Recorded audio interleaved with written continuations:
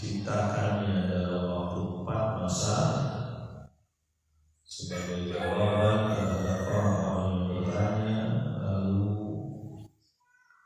Allah Subhanahu wa Ta'ala berkehendak ke langit, dan waktu itu masih berbentuk asap atau gas, dan berkata kepada langit dan bumi, kalian datang kepadaku baik terpaksa atau sukarela, dan mereka menyatakan datang kepada Allah dengan sukarela. Kita lanjut di ayat yang ke-12 surat Fussilat. Bismillahirrahmanirrahim. Faqadahunna sab'a samawatin fi yawmayn wa awha fi kulli sama'in amraha wa zayyana as-samaa'a ad-dunya bi masabih wa hifdha dzalika taqdirul azizil alim. Lalu Allah Subhanahu wa Ta'ala menjadikan 7 langit dalam 2 masa.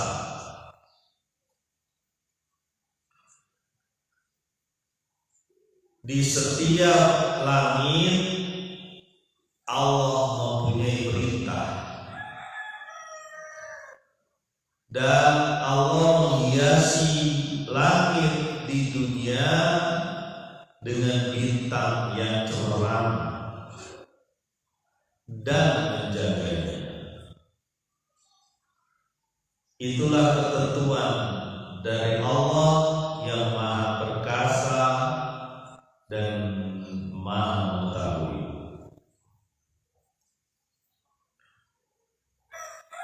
Jamaah Al-Taqwa Astagfirullah, di sini disampaikan oleh Allah Subhanahu wa Ta'ala bahwa Allah menciptakan langit dalam 2 masa. Maksudnya gimana Pak? Dalam 2 masa. Kemarin dikatakan bumi 2 masa, kemudian gunung dijadikan, kemudian diberkahi, kemudian ukuran makanan ditentukan, itu dalam 4 masa. Kenapa langit? Mungkin ada yang bertanya begitu. Kok 2 masa lebih kecil gitu dari bumi? Kita ketahui bahwa masalah ukuran itu, termasuk ukuran waktu, itu Allah yang tahu. Kita tidak bisa menafsirkan atau memahami lebih jauh mengenai ukuran masa yang hanya Allah tahu. Tapi ini menunjukkan bahwa untuk penciptaan saja memang ada waktunya. Ada ukuran lama ataupun cepatnya. Dan ini menunjukkan kekuasaan Allah yang begitu besar.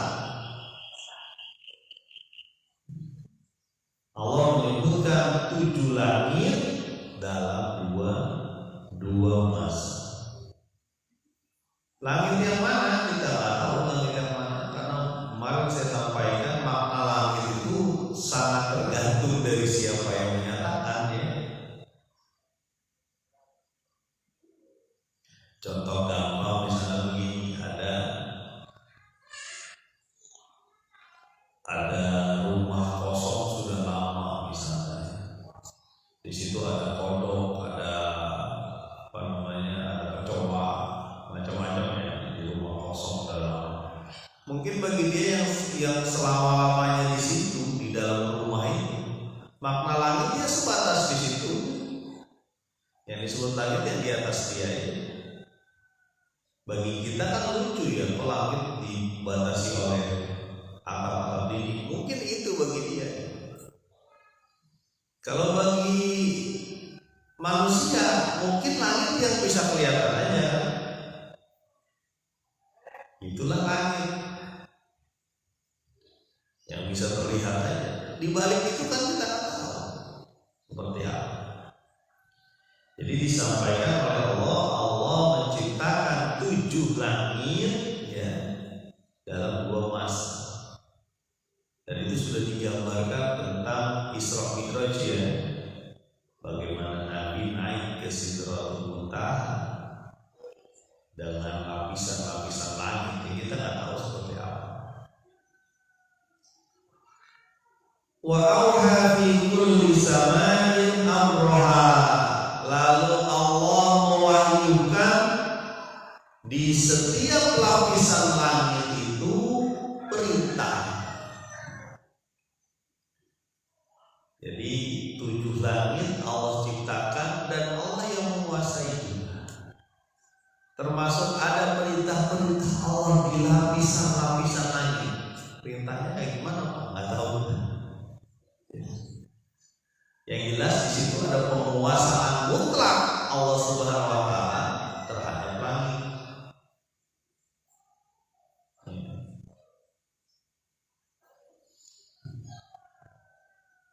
Ayat selanjutnya ya, potongan ayat selanjutnya, wa zayyana as-samaa'a ad-dunya bi masabiha wa hifdha. Dan kami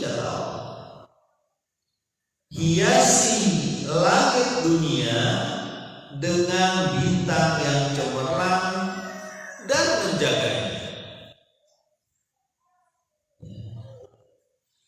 Jadi Allah membuat hiasan. Apa hiasannya? Bintang.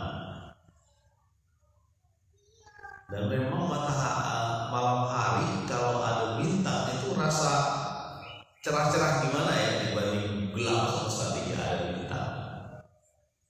Selain sebagai hiasan juga penunjuk arah ya. Karena mungkin kita pernah mempelajari ya, misalnya bintang layang-layang nggak masalah ya, ujung bawahnya itu menuju selatan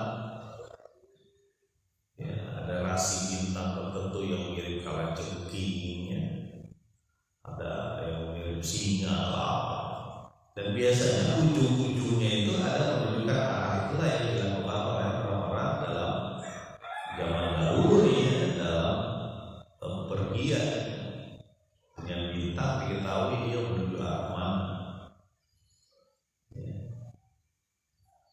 Nah ini disebutkan sebagai hiasan. Pak, hiasan itu buat apa Pak? Hiasan satu buat kita, buat manusia ya. Betapa banyak orang itu membuat syair tentang bintang-bintang ya. Lagu, syair, bintang, bulan. Sebenarnya lagu-lagu kayak ini sebenarnya mengingatkan kita bahwa ada yang menggerakkan benda-benda ini.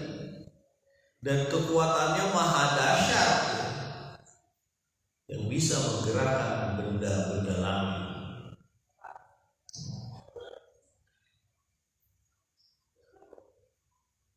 Bimasabiha, dengan bintang-bintang yang cemerlang yang kelihatan.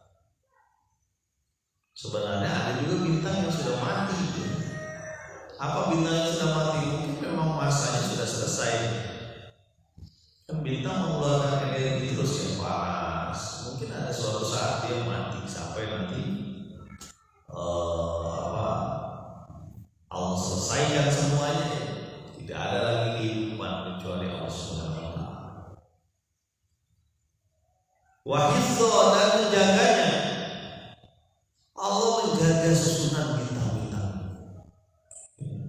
Walaupun banyak benda langit di luar bumi, itu tidak ada yang bisa menghancurkan secara total bumi sampai Allah yang tentunya. Kalau ada meteor jatuh apa yang benar-benar lagi dan tidak sampai semuanya hancur. Ada bekas-bekas meteor yang merusak bumi di Arizona, pada pasir Arizona, Amerika itu terlihat seperti kawah yang besar 2 km kalau nggak salah ukuran kawah. Diduga itu bisa saja benda langit yang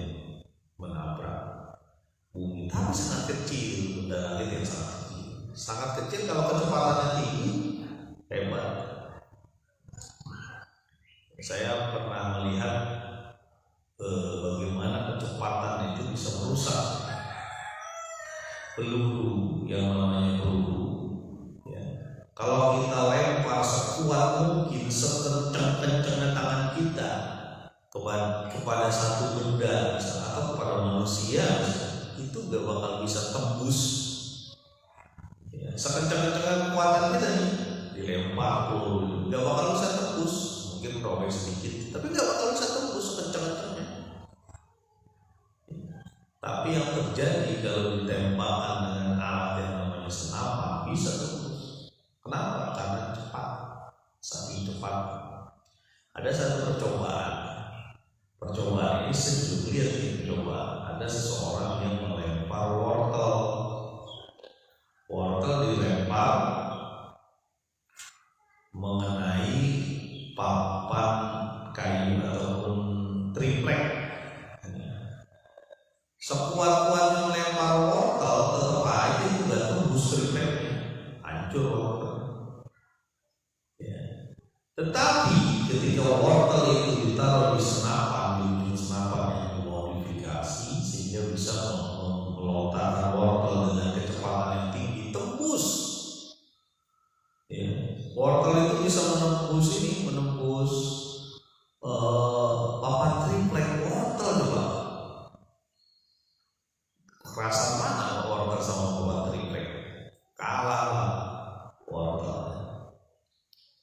Tapi itu contoh bahwa kecepatan itu bisa mempengaruhi kekuatan yang hebat. Ya, ini cerita sedikit bahwa kecepatan di bumi itu bisa kelihatan, apalagi kecepatan di langit. Perputaran bumi yang sekian, begitupun pengaruh sinar matahari. Gak usah pengaruh sinar matahari, bulan aja bisa membuat pasang naik, pasang turun air. Ya. Air laut itu bisa ditarik dengan gaya gravitasinya bulan sehingga dia bergerak pasang. Mungkin setiap saat itu berapa jutaan meter kubik air laut yang bisa itulah yang terjadi ketika kita jadi makan bisa pakai garam ya. Karena ada air pasang naik kemudian dibendung sama petani garam ya, lalu dia turun menguap, garamnya tinggal. Di ketika kita merasakan asin nih ya, apa rasanya kalau makanan, terutama makanan pokok ataupun makanan berat tidak pakai garam ya, makan nasi atau makan sesuatu tanpa garam rasanya gimana ya? Nah, garam itu bisa terjadi salah satunya yang paling utama itu ketika ada air pasang. Air pasang itu berhubungan dengan gravitasi atau daya tarik dari bulan. Salah satu benda langit. Jadi dari garam saja kita bisa bersyukur gitu, bahwa Allah memberikan banyak sarana. Betul yang disebut Allah sebagai ada takdir, ada ukuran dari makanan yang kita nikmati, dan itu diberi fasilitas oleh Allah Subhanahu wa Ta'ala. Wa hifdzu, dan Allah menjaganya. Menjaganya dari apa? Salah satunya memang ada disampaikan dalam satu ayat, ruju malisyayatin, sebagai pelempar bagi setan untuk mendapatkan berita-berita. Kita nggak tahu kayak gimana bentuknya, kita nggak tahu apakah setan itu dilemparin bintang atau dibakar oleh sesuatu yang membuat dia jadi tidak bisa mendapatkan berita-berita ini. Ataupun yang disebut menjaga adalah ikut menonton. Barusan saya nonton juga tuh Pak UM-nya. Kopinya kejauhan. Mudah-mudahan tetap semangat menuntut ilmu dimanapun kita berada, insyaallah. Jadi yang disebut menjaga dalam menjaga langit, kita nggak tahu, bisa saja itu menjaga dari sesuatu yang merusaknya. Bisa saja menjaga putaran dan arahnya, ada manzilahnya yang diatur. manazilah yang diatur. Ada rotasinya, revolusinya, ada jarak yang terus menerus dipertahankan walaupun kadang pendek, kadang jauh, seperti komet. Komet itu kadang-kadang dekat ke matahari. Ketika dekat ke matahari terbakarlah dia sehingga kelihatan komet. Ya, terbakar dia. Tapi bentuk lintasan aja elips ya, jauh. Wah, ini bahasanya bahasa astronomi, bukan pelajaran sedikit aja. Tapi ini menunjukkan bahwa ada sesuatu ya, atau ada kekuatan yang maha dahsyat untuk menjaga aturan-aturan ini sehingga terus terjadi dengan semestinya sampai Allah menentukan. Dzalika taqdirul azizil alim, itulah ukuran, itulah kehendak dari Allah yang maha mengetahui dan maha perkasa. Secara detail, secara rinci Allah tahu terhadap langit dan bumi serta ukuran-ukuran ataupun sarana yang memungkinkan dia berjalan dengan semestinya. Ya. Mestinya manusia memahami bahwa ayat-ayat kauniyah ini yang ada di depan mata kita, yang terus-menerus mempengaruhi tubuh kita, kehidupan kita, itu adalah Allah Subhanahu wa Ta'ala.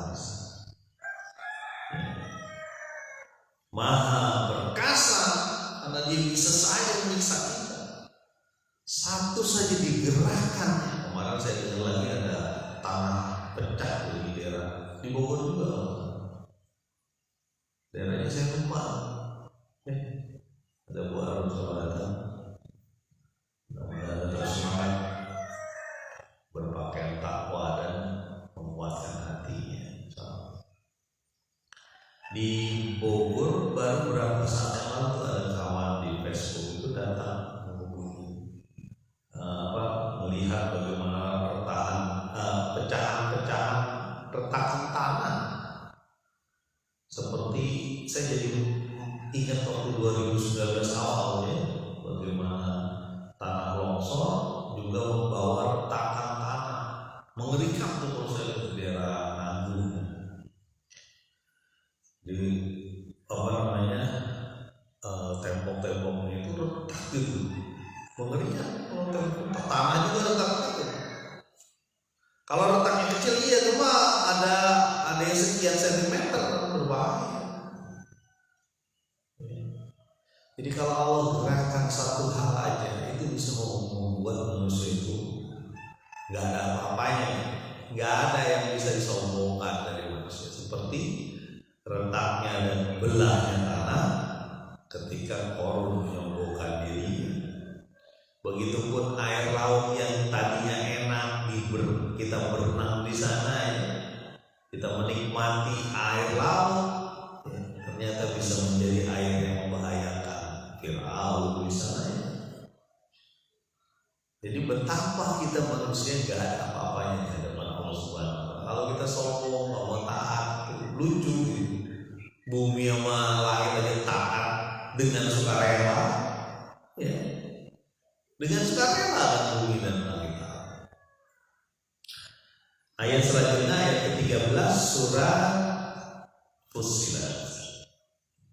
Fa'in a'radu faqul anzartukum sa'iqatan mithla sa'iqah 'adil wa thamud. Kalau mereka berpaling ya, kalau mereka ingkar, maka katakanlah aku telah memperingatkan engkau terhadap satu suara menggelegar, yaitu geledek atau petir, seperti petir yang disampaikan kepada kaum 'Ad dan kaum Tsamud.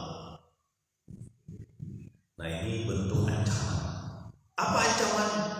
Kalau sudah disampaikan bagaimana langit dan bumi diciptakan Allah, Allah memberikan ukuran kepadanya, lalu mereka tunduk dan patuh kepada Allah dengan sukarela,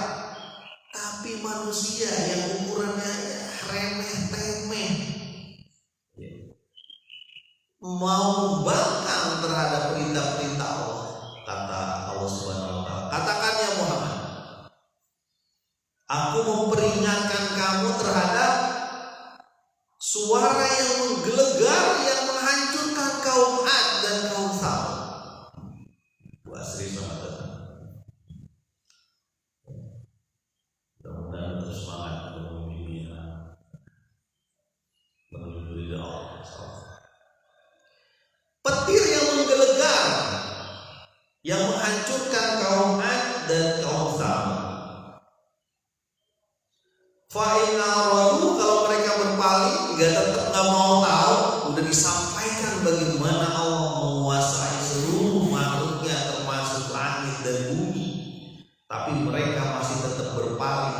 Banyak alasan yang disampaikan, malas sana, malas sini, menolak sana, menolak sini. Maka kata Allah, katakan saja, peringatkan terhadap petir. Pak, petir di Bogor udah sering kita melihat petir gitu. Tapi bagaimana itu bisa memperingatkan kita? Nggak usah jauh lah, yang sabar. Assalamualaikum Pak, alhamdulillah sehat, tetap semangat gitu. Semoga Allah membimbing kita semua dalam kebaikan. Petir ada juga ya di desa petir ada juga di daerah Ramaga. Tapi memang saya pernah ke situ, lumayan kencang petir itu, titiknya jadi membuat. Dan petir itu bisa membakar, menghancurkan, termasuk suara yang ditimbulkan. Karena manusia punya desibel, ada batas sekian hertz, kalau nggak salah 20.000 ya, kalau nggak salah yang bisa didengarkan. Mungkin di atas itu juga udah nggak kuat, bisa pecah dengan telinganya mati. Ya. Makanya Allah sampaikan, katakan ya Muhammad, aku peringatkan kamu terhadap petir. Petir apa? Petir yang menimpa Ad dan Tsamud, kaum yang durhaka. Bahwa petir itu dikuasai oleh Allah Subhanahu wa taala. Ya. Kalau tinggal di daerah tropis, di daerah Indonesia, Nusantara, Brunei, Singapura dan Malaysia serta sekelilingnya, itu termasuk di daerah Brazil, di daerah tropis itu,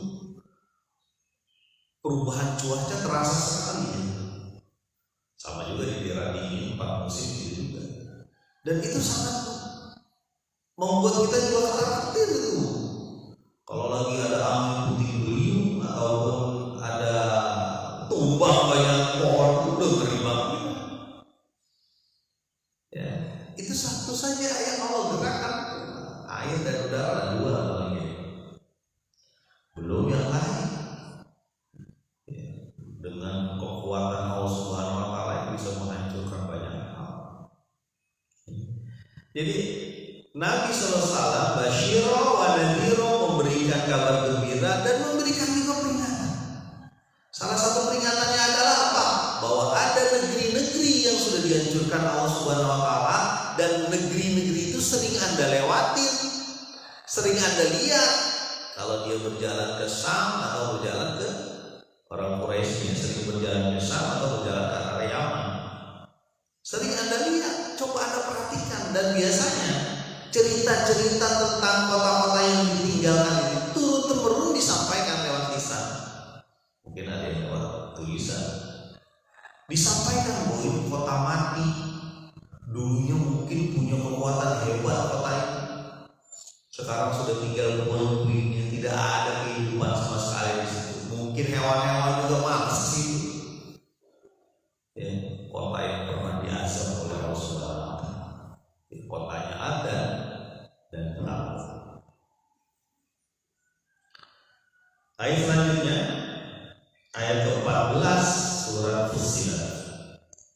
Irja'atsur rusulu min baini aydihim wa min khalfihim alla ta'budu illallah qalu law syaa rabbuna la anzala malaikatan fa inna bima ursiltum bihi kafirun. Ketika datang kepada mereka, siapa? Pada kaum Ad dan kaum Tsamud, rasul-rasul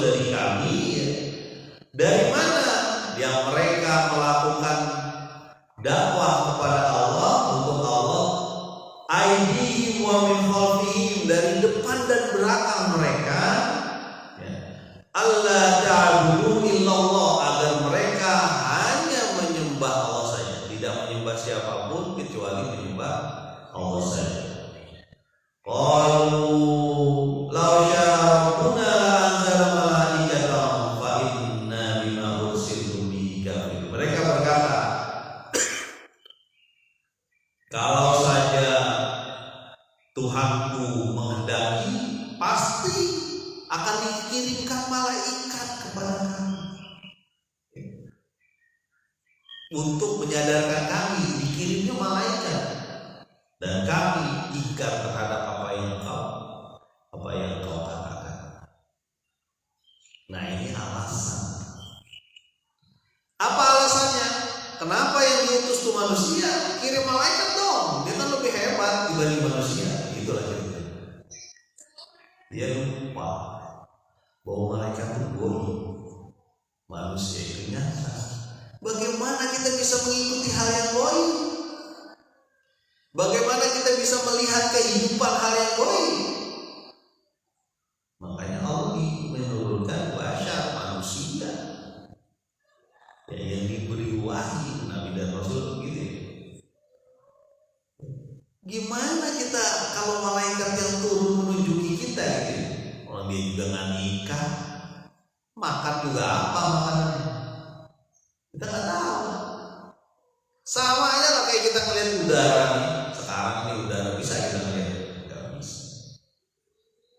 Ya. Kalau handphone ke mana? Ke listrik itu nggak ada keluar tuh listriknya. Kalau selang air ya, air ditaruh di keran lalu kita putar keluar airnya kelihatan. Lah kalau colokan listrik bisa kita lihat listrik maksudnya bisa. Nah, kita colokin selama tetap nggak kelihatan listriknya itu di ujung. Tapi dengan dicolok baterai handphone jadi nyala, jadi terisi.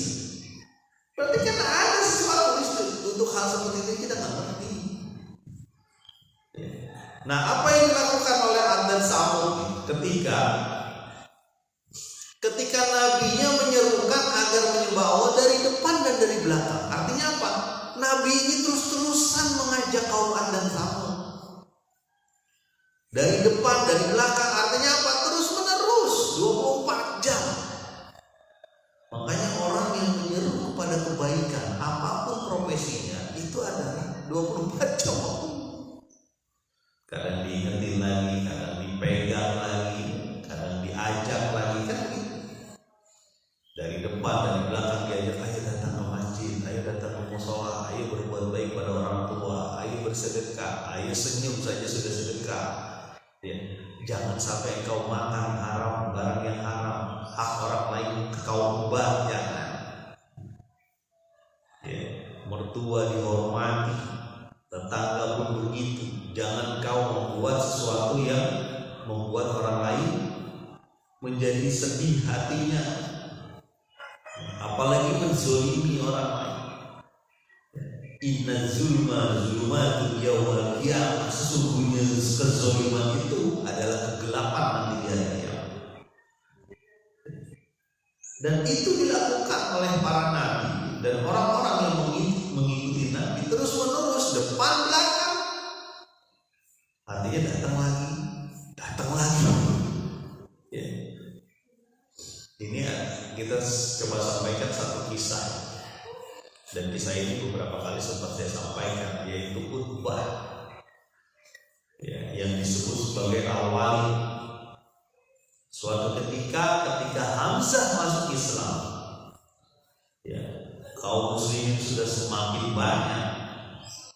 Itu orang Quraisy kumpul, diutuslah Utbah yang disebut al-wali tadi. Coba Utbah, itu kan ponakan kamu Muhammad, gimana caranya supaya nggak dilanjutkan dakwahnya dia?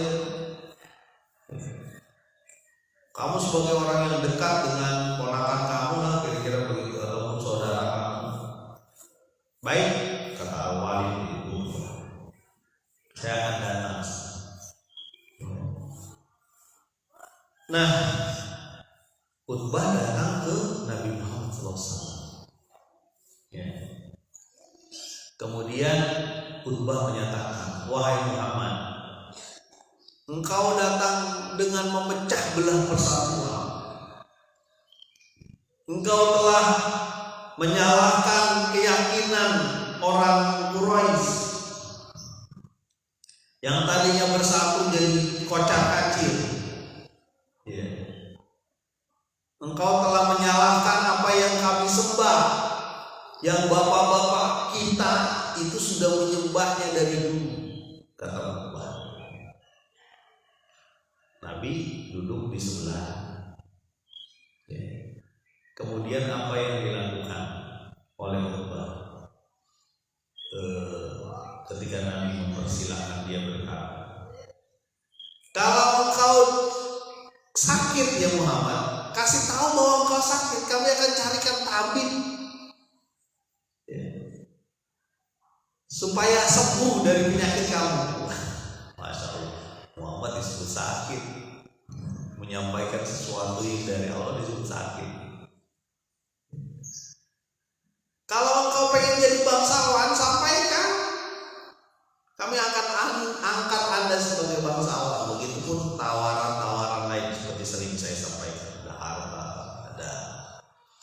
ada apa namanya, ya kekuasaan, termasuk ada pasangan. Sampaikan aja. Ya. Kemudian apa yang dilakukan Nabi ketika mendengarkan cerita khutbah? Nabi dia tidak menyela. Ya. Nabi dia tidak menyela. Nah ini yang penting bagi kita untuk belajar untuk berkomunikasi, sekalipun terhadap musuh. Ini kan musuh ibaratnya, yang memusuhi Nabi, dia tidak menyela. Sampai terlihat sudah mau dihabiskan omongannya dari khutbah, dia bilang, engkau sudah selesai wahai khutbah. Gitu.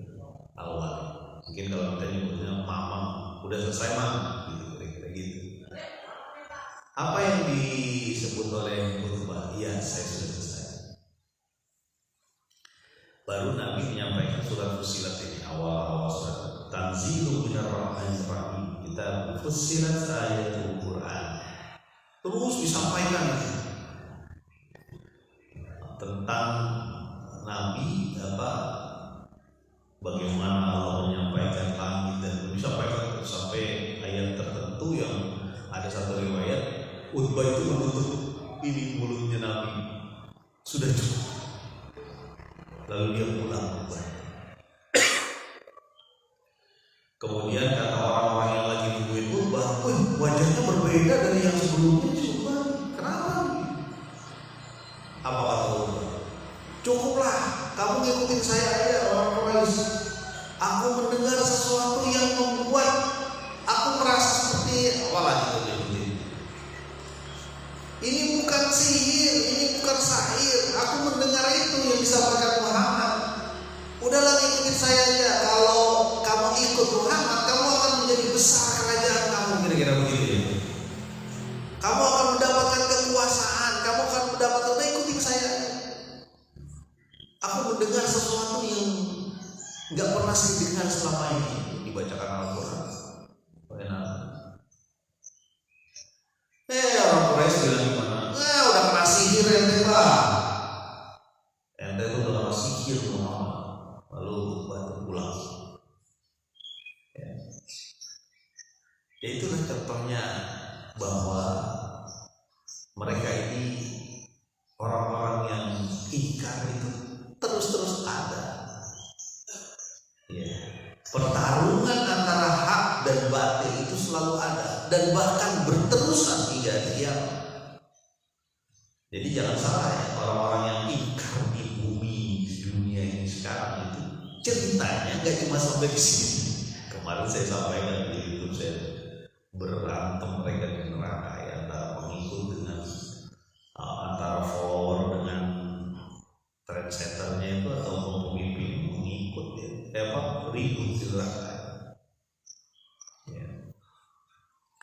Jadi kembali lagi ke ayat, qalu law syaa rabbuna la anzala malaikatan. Kalau Rohku memang menghendaki akan diturunkan malaikat, bukan kamu Muhammad. Gitu. Sama itu zaman-zaman dulu juga begitu. Ya, alasannya banyak benar. Ya, salah satunya dia minta supaya mulai fa inna bima ursiltum bihi kafirun. Sesungguhnya kami terhadap risalah yang engkau sampaikan kepada kami mengingkar. Ya, tidak mau kami mengikuti engkau. Cukup sampai sini. Mudah-mudahan bermanfaat. Bagaimana kelanjutannya lagi orang yang mengingkari ya, cerita nabi-nabinya Ad dan Samud, nabinya kaum Ad dan kaum Samud. Salam mudah-mudahan kita lanjutkan. Subhanallah wa bihamdika asyhadu an la ilaha illa anta astaghfiruka wa atubu ilaik. Assalamualaikum